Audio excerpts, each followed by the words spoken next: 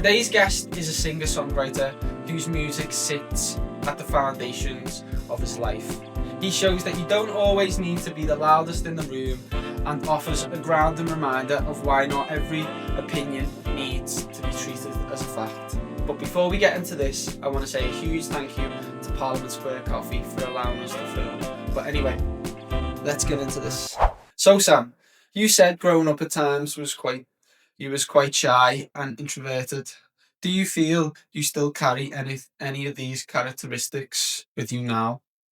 Yeah, definitely. I think, but I've learned to turn them in a positive way. Like, I don't shy away from things. I like to keep myself to myself and work on myself. And I think that's stemmed from being independent, from being that shy kid and being the kid that stays away from things and, again, likes to keep himself to himself. So I still do that, but I've learned to turn it positive and not negative.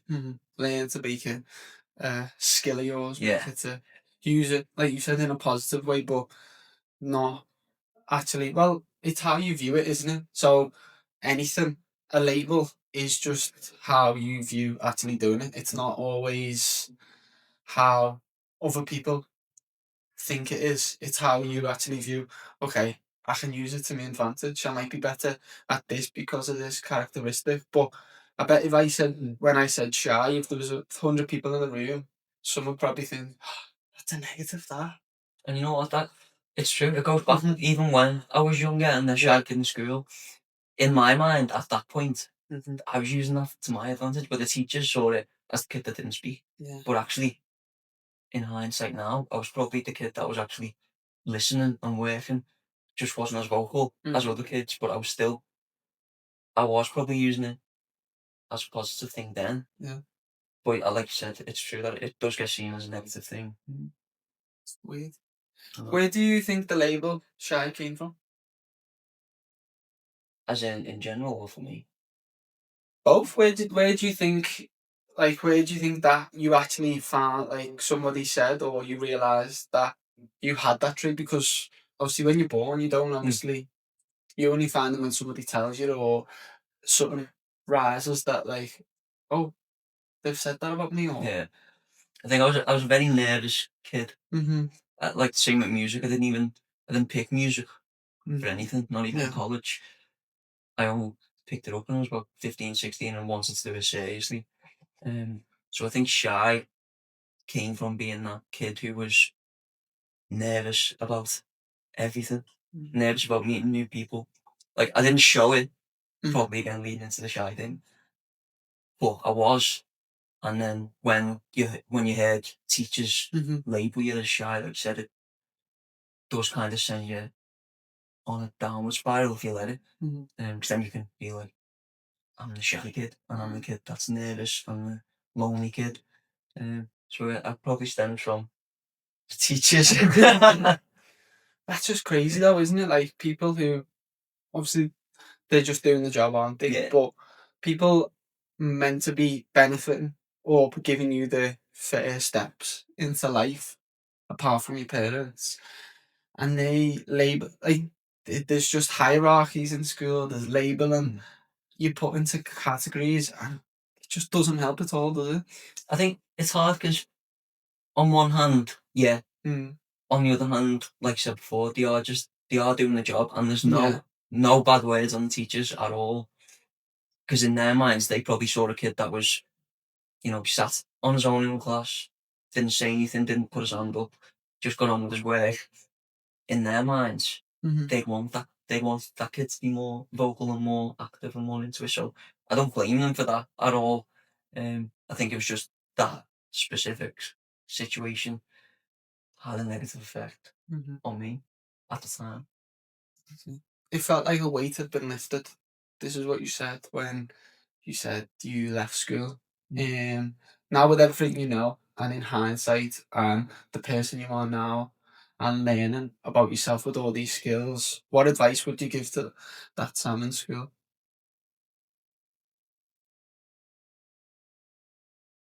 Stay true to yourself and don't let the people around you shape who you are.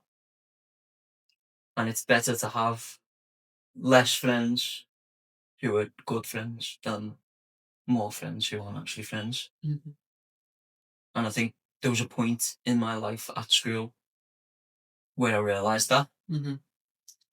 Obviously, it would have been better learning that earlier, but Who knows? who knows? Hindsight, Who isn't it? knows? But I think that's what I'd say. Learn that less friends can be better, and it's not the more friends you have, the better your life is. It's more the better friends you have, the better people around you, Mm-hmm. even if that's less. I think it comes down to environment a lot Yeah. as well. I think it has a huge part to play of you opening yourself up as a person and being uplifted by others, because as humans we do bounce off other emotions or other, say, vibes of people in a room or a location or an area. And if we get too used to a space, that becomes a ceiling, or we either shy away from the people around us or we join that circle and we get lost. What do you think? Yeah. I think to go back to the shy thing, the links to that, I think me being shy and me being labelled as shy and then me feeling lonely because of that made me fit in, want to fit in, and made me do that where I'd sort of choose the group that I'd want to be in and then change who I was to fit that group.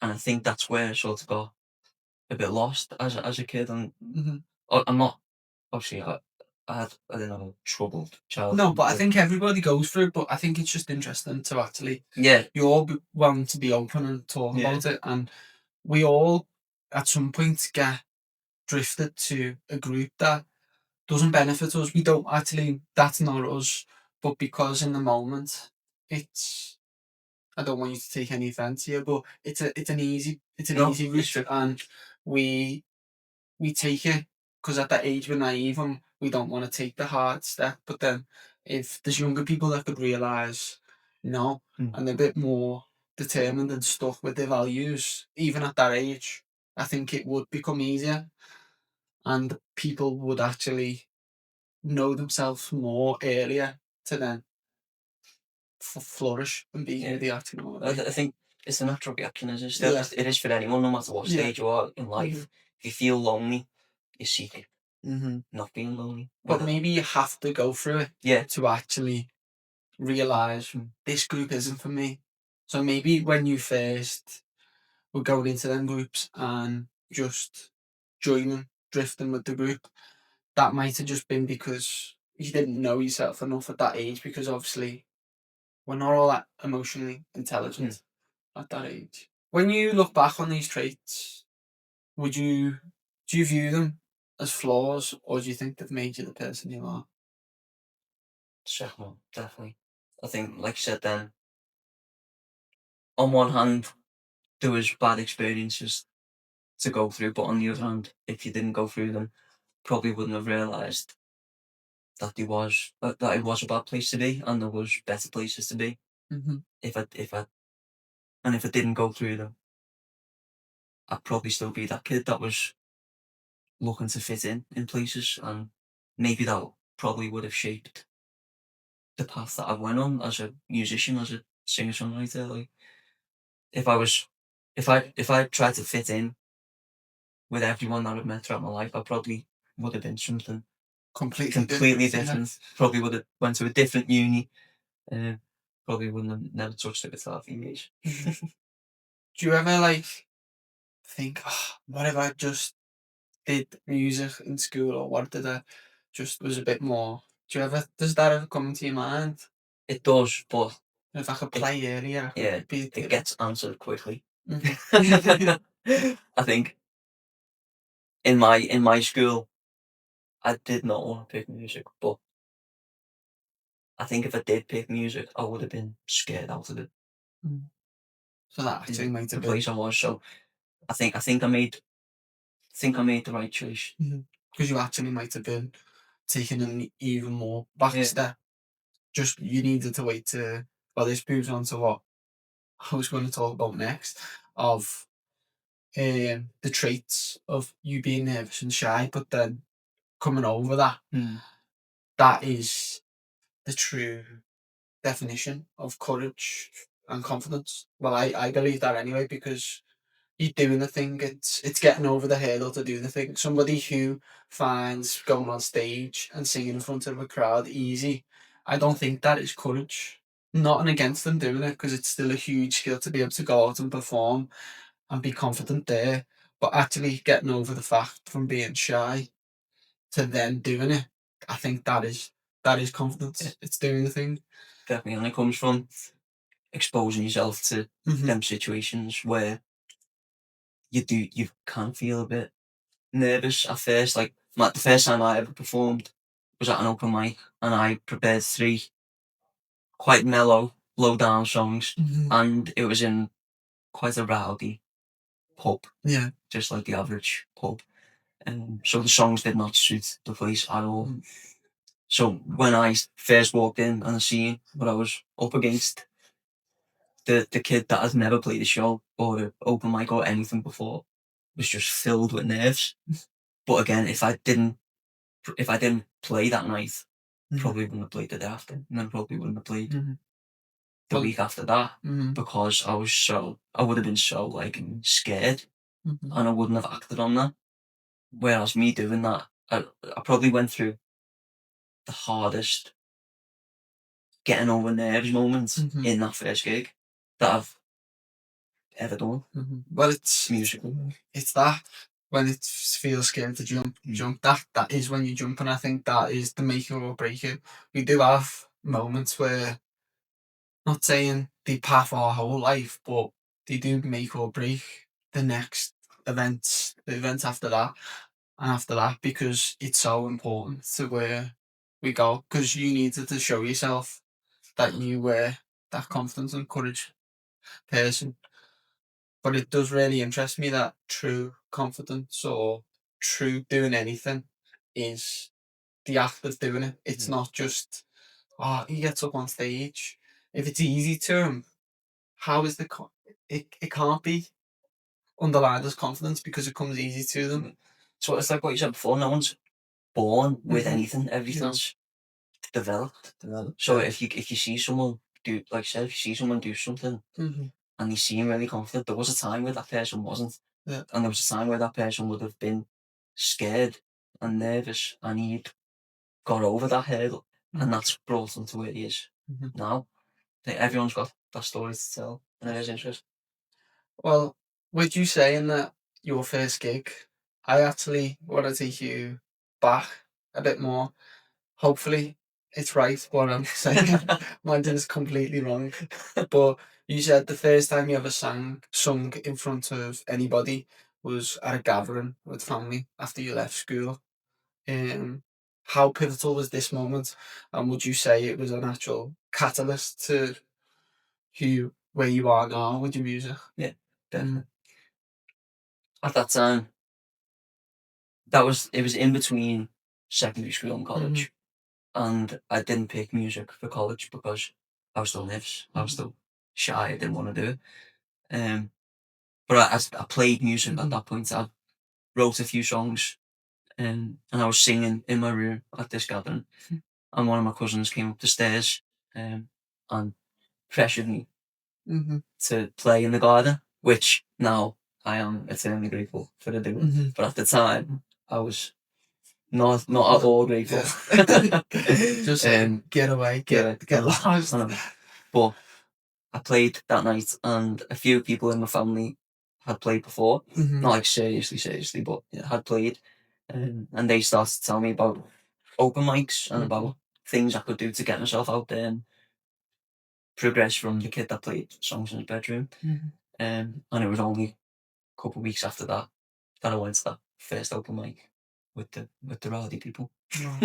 It just shows, doesn't it? Like the path that you go on, like that moment is so pivotal, because maybe if she didn't hear you, if you weren't singing in your room and she didn't hear you doing it, and actually got you over the line and forced you to come down and sing in front of everyone, would you be here now? Like, these are the questions, and it's like, wow. No, I think life is just one big domino effect, and every little moment leads into the next. And if that moment didn't happen, I don't know what would have came after that. Maybe a version of that moment would have came in the future, but don't know, do you? And his small action can just felt small at the time, but yeah, it's a huge action. Yeah. So then, how important was family? What was the importance to the influence of music? Influence of music? Music and Zero importance. really? None of my family is musical at all. None of my close family, anyway. In terms of a person, always been the most important and still is the most important. I think the person I am today is because of the people that my parents are, the people that my grandparents are, all my family. I think I've been shaped by them, and I'm so grateful because of that. Well, I spoke to somebody, and it was like he broke down the importance of how it is like a lucky dip, isn't it? Like your parents obviously can tell they've installed great value in you and teachings and practices to be a good person and the morals to work hard and go into the thing. But like people don't get dealt them cards, so it's like you've really got to be like, wow, I've been dealt these good cards. I've got to use them to my advantage, or you'd be silly. Definitely. I think as well that is interesting though that you're nobody in your intermediate family got you into singing. Where did music begin then? I don't know. You don't know? I think it just appeared out of thin air. Like when I was a little kid, I used to. I don't know why I did this, but I used to print loads of lyric sheets off in my bedroom, and I just have a stack of lyric sheets. I don't know why, because I could have easily just read them off whatever device I printed them off. But I just had a stack of lyric sheets next to my bed, and I just learned lyrics of songs that I knew, and I don't know why, but I used to just sing them all the time. Like I remember I used to walk around holding my mum's hand in the streets, just singing. I remember one time I went into a chippy and I was singing in the chippy, and I don't know why I did it. I think it was only when someone in my class at the time seen me do it, and I seen it, and we locked eyes. That was the moment where I was like, okay, this is gotta stop this now. But music came from just being around, making myself be around it, and listening to songs that I love and singing the songs that I loved. And then it sort of grew from there then, and I was sort of like, the artists that sing these songs that I love, what else do they do that I don't? And it was play instruments, write their own songs, and it sort of grew from them. Are you happy and do you enjoy the process and the journey? Because obviously as humans, we all live in the future. Most of the time, we're awful for living in the present. To see where we want to get to. Do you find this difficult, or are you one who really just enjoys the process and every single moment that links to where you want to go? I think it fluctuates. I think there are times where I am in the present and I am in that state of this is happening right now, and I want to put all my attention into this, and nothing else matters. And today is the sole purpose of what's going on. But then on the flip side, there are times where you're like, okay, well, where's this going? Like, what's the future? Where's it heading? And that can be a good thing, or it can be a bad thing, and you start overthinking, and that happens. It does. It happens to me, more often than I'd like it to. But I do remind myself, like, when that happens, I do remind myself to think in the present and more grounded, and it does feel like it feels a relief and feels like a weight lifted off your shoulders when you start to focus on the present instead just of enjoying it, isn't it? And it's actually not putting these deadlines of like a year from now I need to be, okay, just an example, need to be in Wembley, or like to put that pressure on yourself. It's only gonna, I think, negatively affect you. I think you can't plan anything, and it's so hard to do that when it's so easy to just look at your phone and see someone else doing it, and especially when you see people that, like, maybe they're younger than you, or they're earlier into their journey than you are, and you see them doing the things that you want to do. It's so easy to get affected by that. Yeah, and question yourself, what am I doing wrong? Yeah. Am I not working hard enough? Yeah. Just basically questioning your identity and who you are as a person, which is just awful. Yeah. But I think an issue to that is obviously we get that really quick on social media. It's just like, there's the evidence that someone's done this, but everyone's path is different and timings, and you don't know. We only see that moment. You only see that picture captured. You don't see the 1,000 pictures over the span of years beforehand. I think it's mad when people actually just like compare themselves to whoever the position they want to be in the future is. Yeah. That's But it's so important to keep trying, keep being the person that you are, and not the person that someone else is, because they've already got that place in the world. You've got your own place in the world, and your journey's different. And like you said, if you focus on yourself and not being shaped by other people and not being put off from what you want to do because someone else was doing it.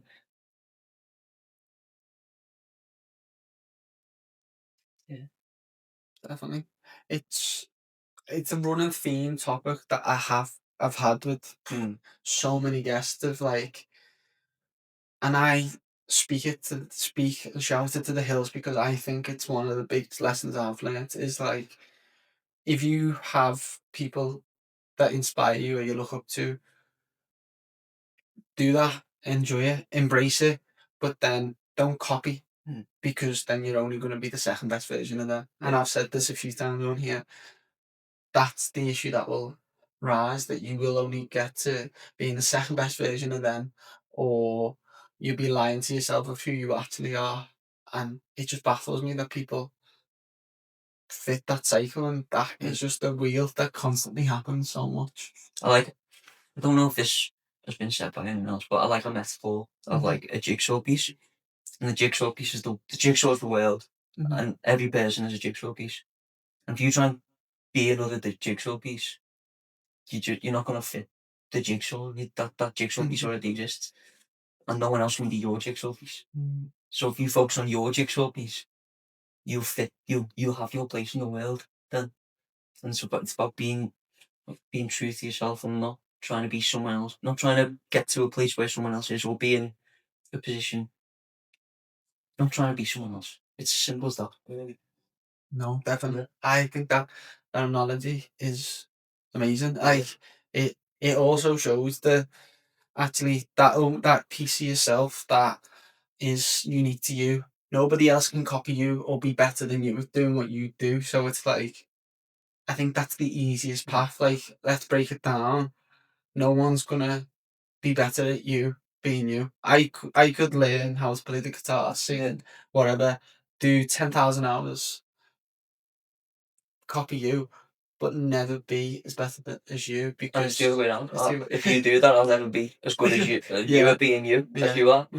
And that's what's amazing about it. And that's why we really lock on and get inspired by these people, because these people have been themselves and flourished in their own way. So I always say, get inspired, take bits from it, but put your own spin on it. Be you in that. Like, don't copy. And that comes down to everything.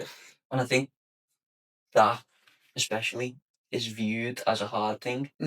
Like, take something and put your own spin on it. Like, do something different. But actually, it's not hard. It's just not.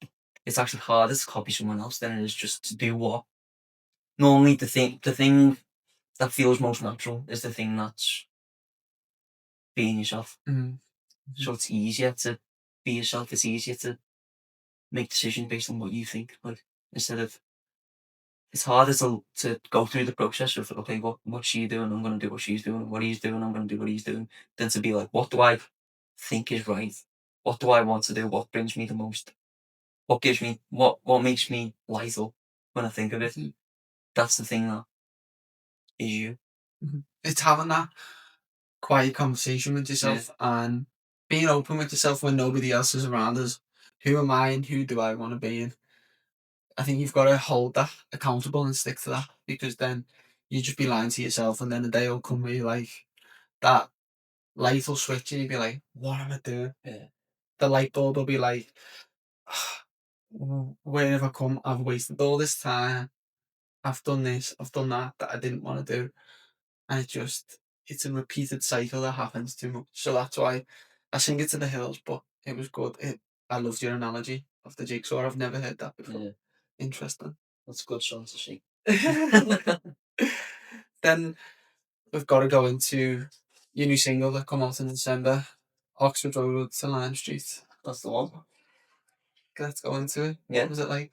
So I had a lot of songs that I'd played live for a while. Yeah. And people loved them, and I loved them, and I was like, these are going to be the next songs that I release. And then I think it was September-ish time or October, and I get into Christmas early, like well too early. September? Yeah. Like the supermarket. I know. As soon as one Christmas decoration goes up in the supermarket, so I'm writing Christmas songs. And this song specifically, I wrote it and I was like, okay, this is got to go somewhere. Like the songs that you write and you sort of push them to the side, or they're good but they're not. I'm not going to take them further.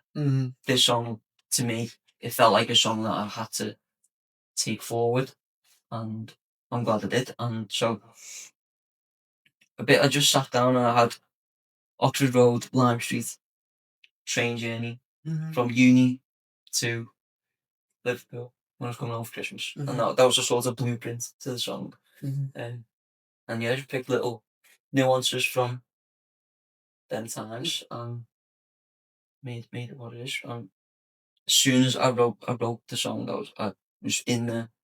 I had a little home studio set up, and as soon as I wrote it, I was in there recording it, and it felt I've probably done it a lot quicker than I should have, just because of the passion that I felt for it as I was doing it, and how much I loved the song. So yeah, that's why I ran with that one instead of choosing one of the others. Is that what stands out? So obviously, you probably accumulate and fail so much writing songs. And by I mean fail, I'm not saying it in a negative way. I'm just meaning we fail every day when we're testing stuff, practicing. But they're the moments that make you realize what is good and what isn't.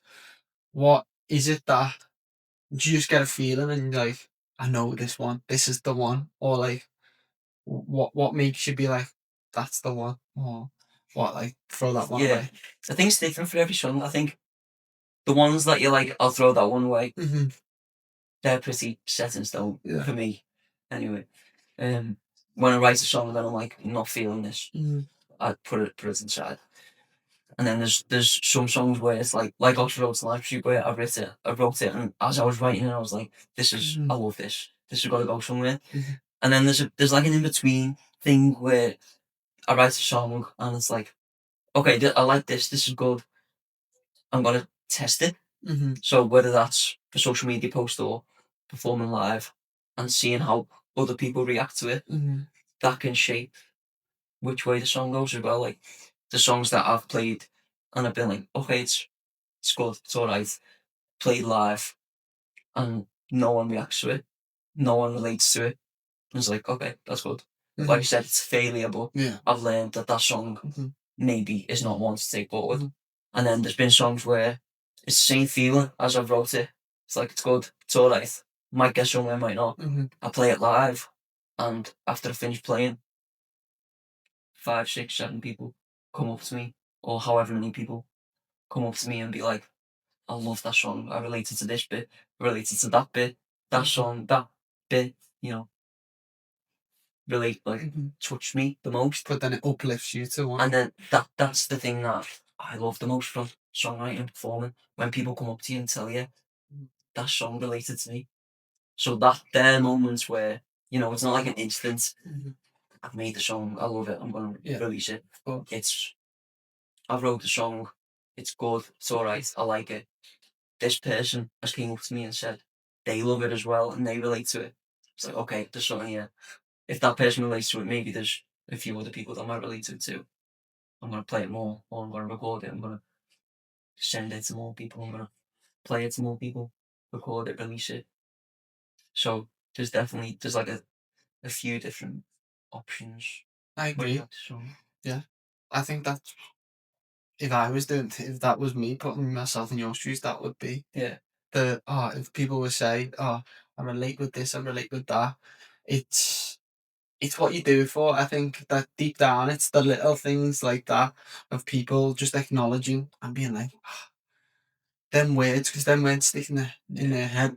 I will say every single word, say it's 100 words in your song, these words stick into their head. It's like, what?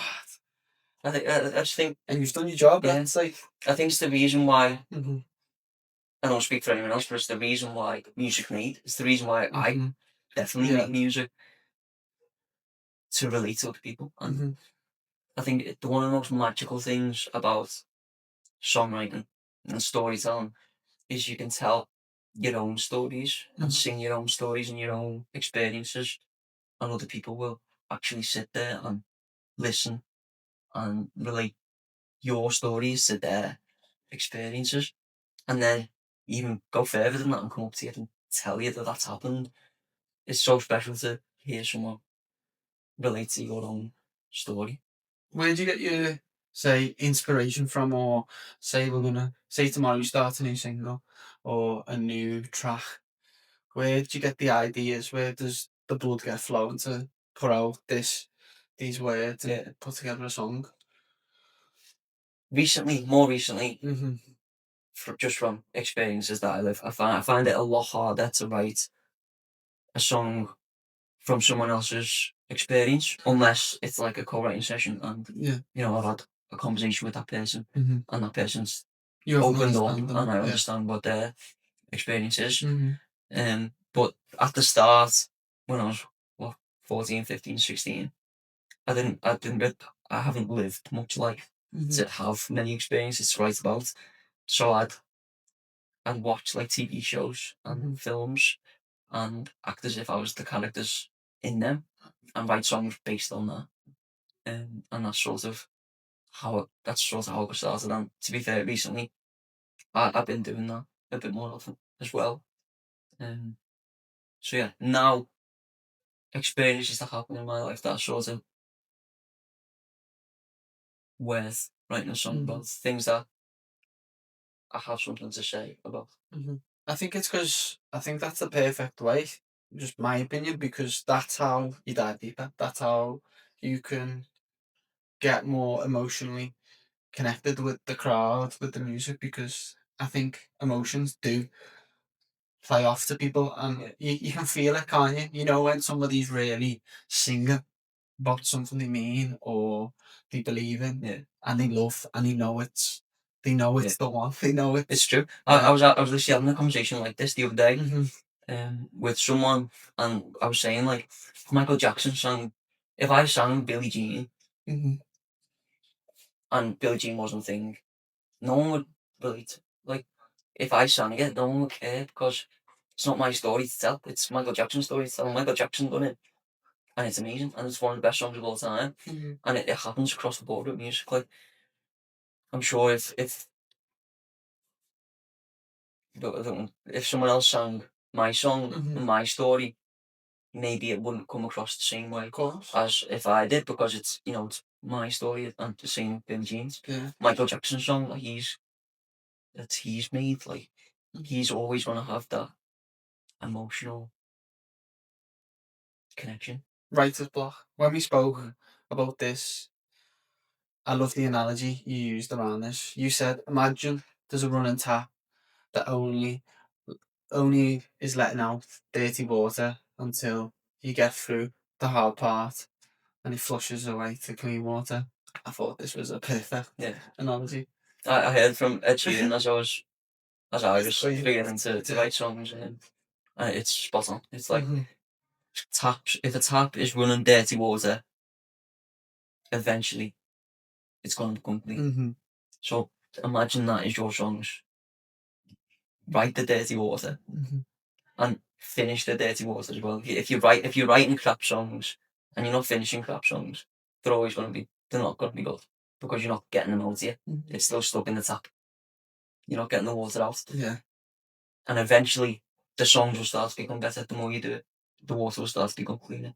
And then every now and then there'll be a little bit dirty water, but finish it, get it out here, get it out to the top, and then it'll come clean again. And it's when I heard it from Ed Sheeran, it was perfect. It was spot on. It was like, and then when I started doing it as well, I confirmed that to myself. Like, if I've got like a voice notes app on my phone of all the songs pretty much that I've ever written, and I'm sure if I went back to them first few songs, I wouldn't want to stay there for long. But that's growth, though, isn't it? It's completely like, without you going and starting at number one to where you are now, how many you've done, you're never going to get from A to B without that start. So I think they're the actual pivotal moments that's like, wow, it's the progression you've seen yourself. It's like, whoa, I've come from this. My potential's changed. Like, my work has just grown, the way I sing, the way I present myself, everything. But then, like, back to the analogy, I think it just fits perfectly with life, because whatever tough moment or hardship that's going on, the tap, turn it on, let the dirty water run, and it might take a day, it might take 2 days, it might take a month to become clean. You wait, and then by you coming clean, it's the push through. At one point, you've got to push and break that cycle, the water cycle of doing that. And obviously, there is going to be bad days where, like you said, they drop back in, but it's how you deal with it. And I think it works for you in music, but it works in life. It's just, if you don't do it,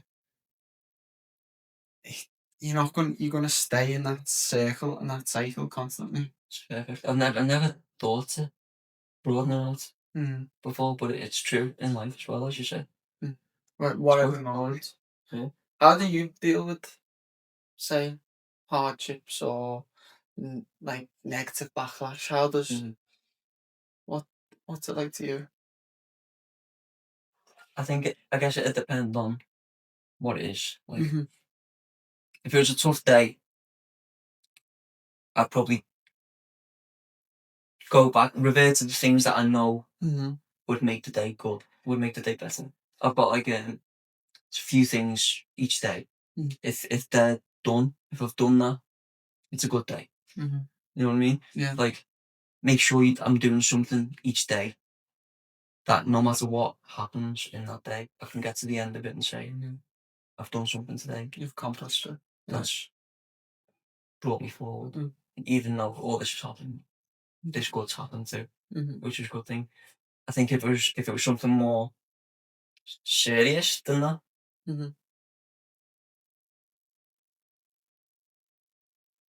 probably not avoiding it and making sure you're taking time to, process Sit with the thoughts. what's happening. Yeah, like, this is bad, what's happened, but this is how I'm gonna move past it. This is how I'm gonna grow through it, and not avoiding it and not being in denial that this is happening, and sort of being delusional about it. Like you said, acknowledging that it's happening. It's that, if you're gonna be naive to the fact that I will never have that negative day, that negative thing will never come, then you're only setting yourself up for a worse outcome when that does come, because you can practice, you can work on yourself so much, so when it comes, you just hit it back and say, see you later. I've worked on myself enough before that moment's already happened, so when that comes, I'll deal with it head on. If you shy away, the fact that it becomes worse.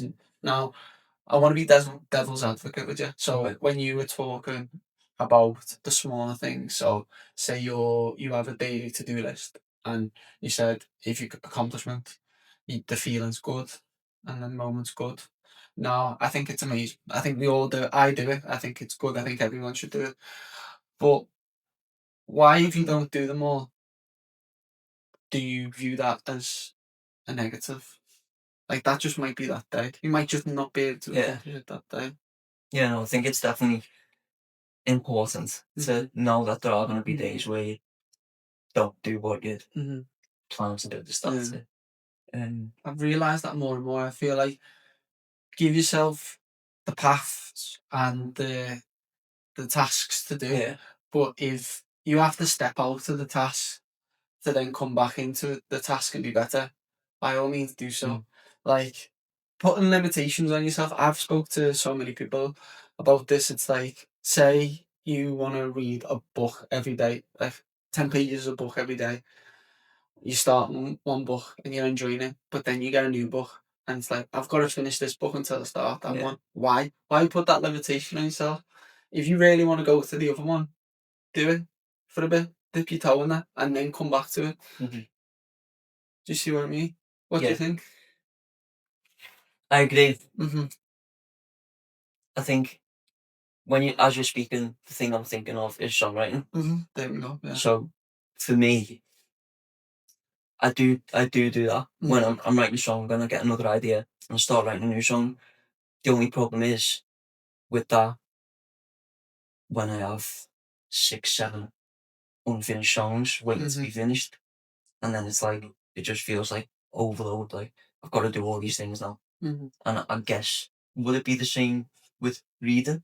If you have like 6, 7, 8 books that you're like, what, 50 pages in, and you're like all this different information from all these new books. Do you have enough time to sort of process that one book as it was meant to be processed? And the same with songwriting. Like if I have 8 songs, and it happened recently, it happens all the time. You have loads of unfinished songs that you're like, what do I do? What do I do with these? For me, I find it best to make sure that I finish them. Because ticked off. Like this goes back to the dirty water. Like even if it's getting over it. Even if half the song is great, and then I have another half a song that's great, and then I have 6 others, I'm probably lost from that first song. I'm probably not going to be passionate enough to write it as I would have been as I started. But I make it kind of almost necessary for me to go back, and even if it's like the worst half song I've ever written, after it, get it done and get it boxed off and get a full song out of it, because it teaches me to write full songs more going forward. And then I end up with better outcomes from that, because I've got full songs like across the board instead of like what 3,000 unfinished songs. No, to be fair, I do. But I like your it is important to. No, I like to debate. I like your idea, and it opens my eyes to like question my idea, which is perfect. So it's for you, it'd be your self-esteem being around, I've got so much, and it's overstimulating. And so I see it from your end, and I see it from your end too. Like it's true. Like no, if I'm again to link it back to songwriting, if I'm writing a song and I've got this other idea and I'm really not into the song that I'm writing, I'm not going to sit there and finish that song before I go to this idea. I'll go to that idea, maybe finish that song, but then I'll always revisit that song before. Well, I try to. It doesn't happen all the time until like I don't want a backlog of unfinished songs. But I get what you're saying. Like it's important to realise that the thing you're doing now might not be great, and there might be something else you can do that's better right now. But I do think it's important to go back to the thing that if definitely. I agree that your point was very much as with yours. So with being a person who's all in with his practice and doing good and working hard, there's obviously with that is going to come negativity, backlash. Would you say you embrace it? Yeah. Not in like a way where it's like give me more of that, but in a way where it's like it's fine. Like it's gonna happen if someone. I'm guessing you talk about the comments. Or just in general, say, I don't know if you've ever had backlash with a song or people don't like it, because people aren't gonna like it. How do you deal with these moments? How do you deal with social media negative comments or people just putting you down, negativity for no reason? Just sort of realise, like, obviously I've released a few songs now. I've posted quite a few videos online, and the ones with the most negative comments are also the ones with the most attention and the most enough positive comments as well. So I think it's you've just got to take it as it comes for like, and it's a sign that you're doing something right if people sit there and want to go out of their way to say something negative in your post or your whatever you're doing. You must be doing something right because there's also people like saying positive things. You just got to accept that it's there and not let it get to you in a way where it affects what you do. I think our culture has a huge part to play in this as well.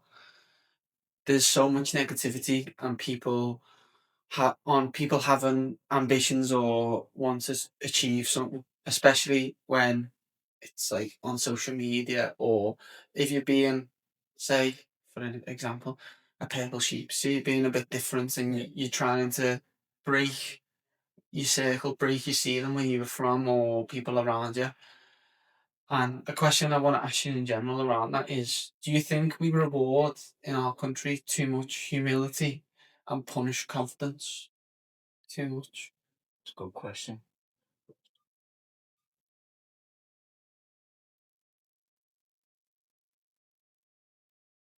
Maybe subconsciously.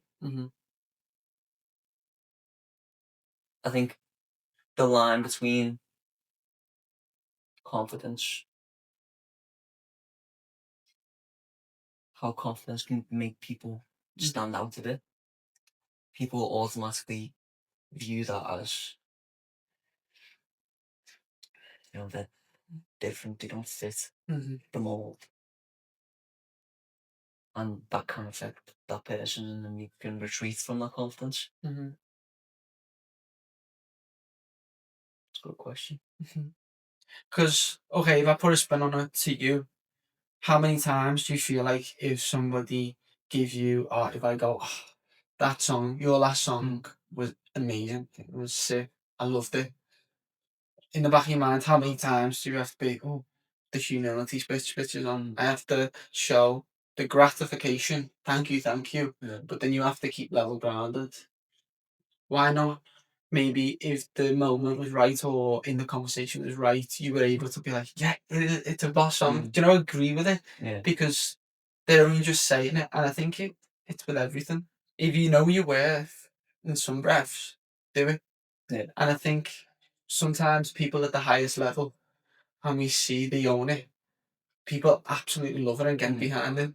But I think when you're on the way up, it's like, oh, the humility's got to be there. But then back to the British culture, I think it can be quite a huge conversation topic. So no, I'm if you really bad for that, as you said that. Like I still am, man. Like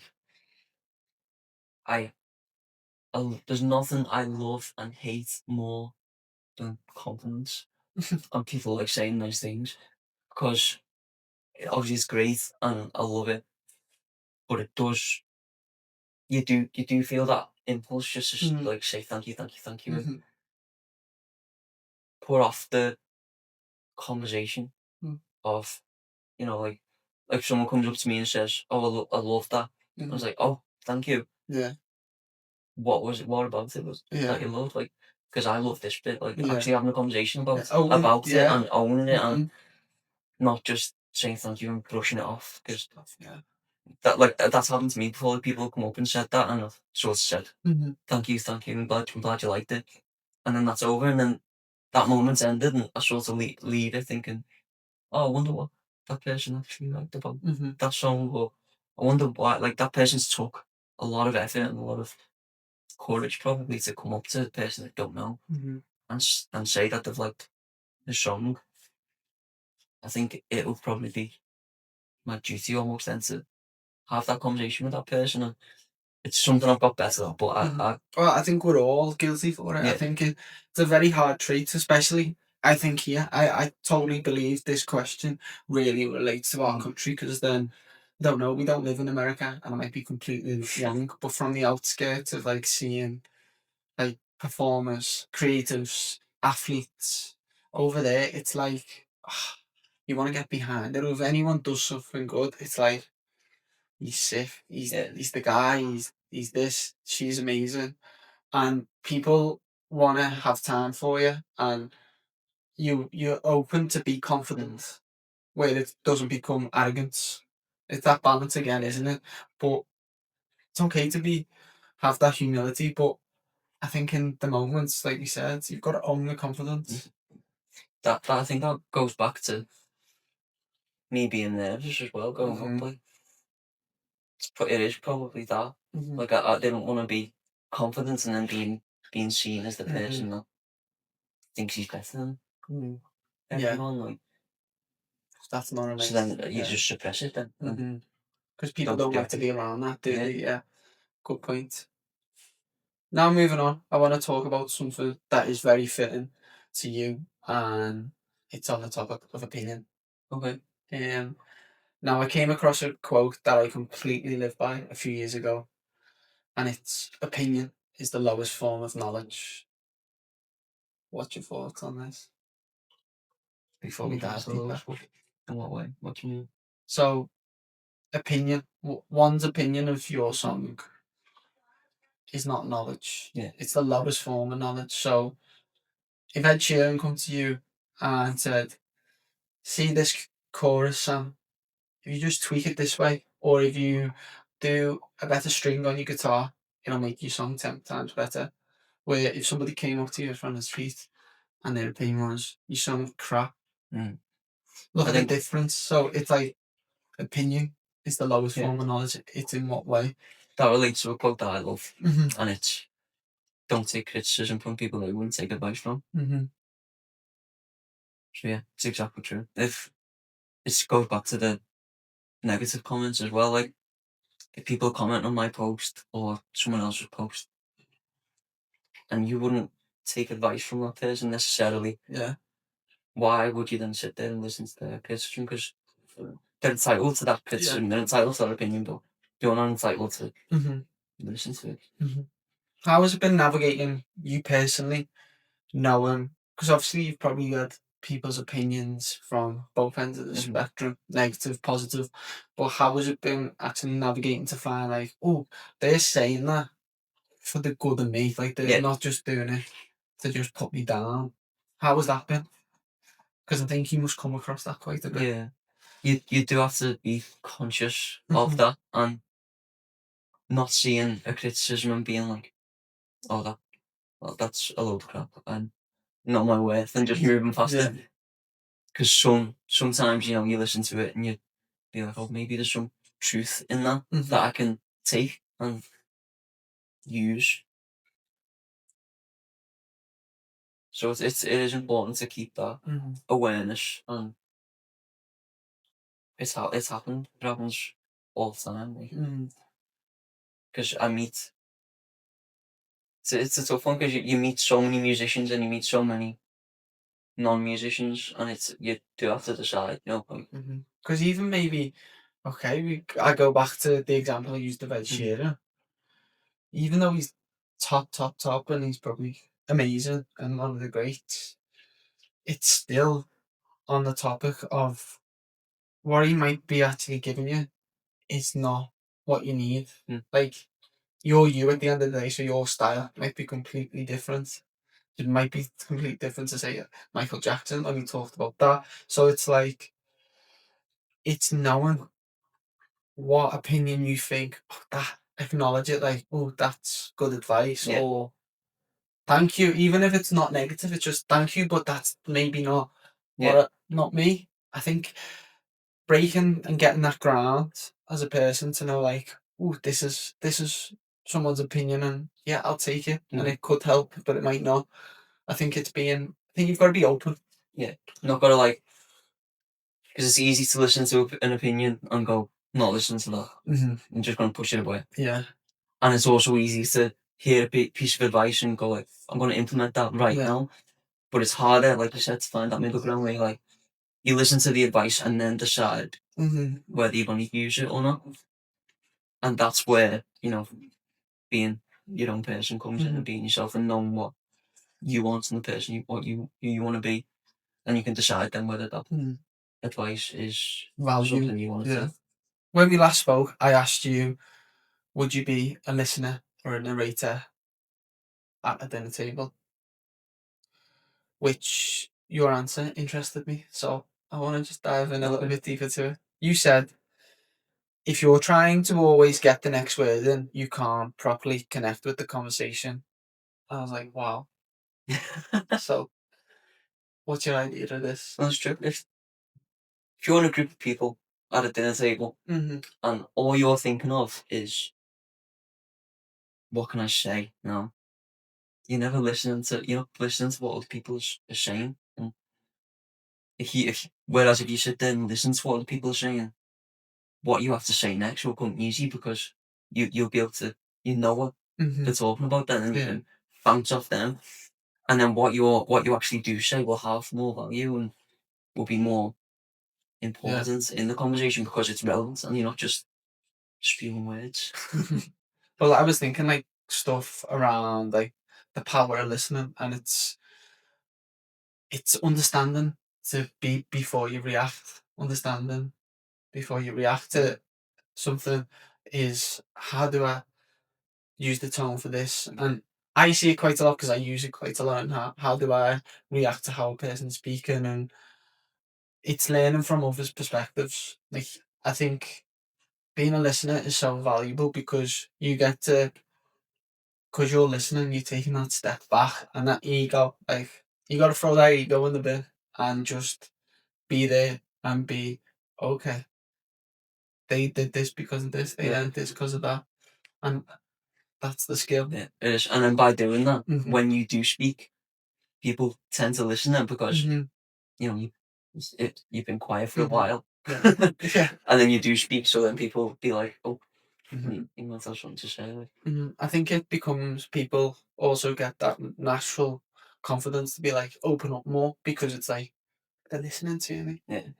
Wow, I like that. They're not trying to be better than me. They're trying to just be level in conversation, and that's one of the greatest things I think I've learned from doing this. It's to go into a conversation,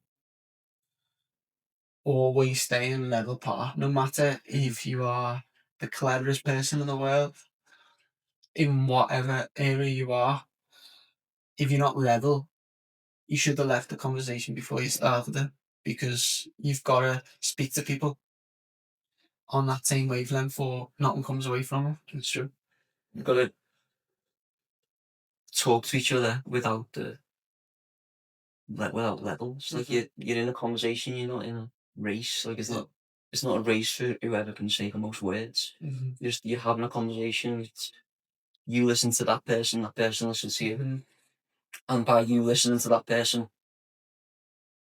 they're probably more inclined to listen to you when you do speak because you've given them that respect. Yeah. So they'll give you that respect back. I asked you for a contact, and you gave me your dad's contact to be able to, basically, I asked him what his opinion of you is and how he sees you as a person in his eyes. And he didn't know if he should tell me or not. I didn't know if it was Did he secret, the tell you? question, no. So I asked him not to. Okay, good. Well, most people come into it blinded. I don't think I've had anybody who already know. All right. And I think it's also interesting to, what you say, you might never hear, and I just want to get your reaction once I've said it out. So I'll read it and then I'll let you get your reaction. My opinion of Sam is he's a very polite and kind person. Thinks of others before himself. He's very clever and talented. Whatever he does, he seems to do it really well. And that's down to his head down, get it done attitude. He's always given 100% in everything he's done. He hasn't really needed me or his mum to prompt him to get stuff done. He's well driven and motivated. He's always had a passion for music, from singing Boyzone in the bathroom at age 7. Dressing and singing as Michael Jackson at the age of 5, and writing and performing a mummy rap at the age of 10 with his friends. He might not thank me for the last few lines. I asked him, because I was speaking to him about the podcast, and then I said, Josh said I have to like give him a contact. He was like, don't pick me. I was like, from when he said that, I was like, I'm picking it. Yeah. Yeah. Thank you very much. That's very nice. Apart from the last few lines. I love it though. Like even the last few lines, because do you know what? I really enjoyed reading that from an outlook, because I think it's more. I get like, oh, so this is Sam as a person. I get to dive deeper and know you as a person before we go on the conversation. And I think it helps me more. But then it also lets you, whoever it is sitting in that chair, know what people around them actually view them. And No, I think it does. I think because we're a very close family, but we don't often talk about stuff like that. And he's like, I'd like to think that is the type of person that I am. Like, you know, nice sort of people, motivated, and like they're focused on what I want to do. So it's nice. It's nice to know that. Well, it is from Like, definitely from what we spoke about. Yeah. But then it was. I loved how it was able to tell a story like that. That was what picked it up to me. It was. It wasn't just bigging you up, which is great, and I love when people get picked up and he lets them splurge out some amazing stuff after it. But then he was also giving the angle of giving a story of like all the moments that brought you to this chair next to me today. It's not just so that when you were 5, dressing up as Michael Jackson, singing Billie Jean, There's or videos of the them if you boat. want to see them.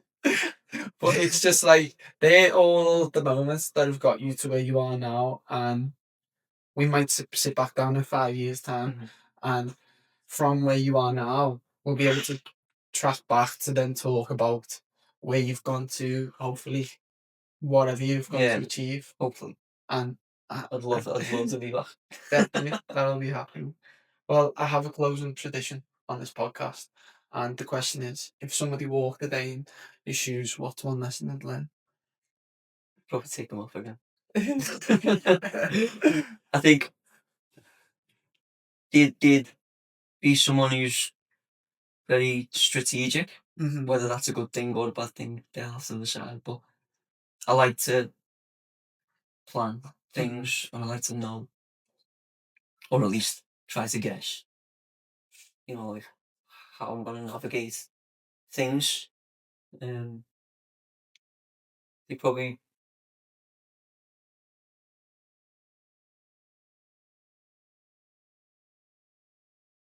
be surprised at how much goes on behind the scenes, like how much songs that I write, how much it's hard. What goes into it? Yeah, Is that what what you're goes trying into to it? But not just like musically, like as a person. The energy, the Mm. emotional knowledge and the emotional time that you spend to go into whatever the pen and paper. But I think they'd see the whether you want to call them flaws or not. Like they'd see, you know, that there are times where you do get scared for the future. Like you do start to think about things. Definitely. Well, I've had an amazing time. So Thank you very much. I love doing the script, everything.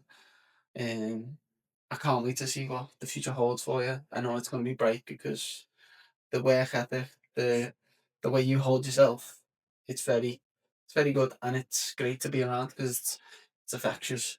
So yeah, thank you for Thank your you very time. much, same here. Honestly, like from the moment that I seen the video of this podcast and the moment that I met you and seeing how much you put into it, you just get this feeling sitting here that it's really special what you're building. So No, thank you. thank you very much for having me on.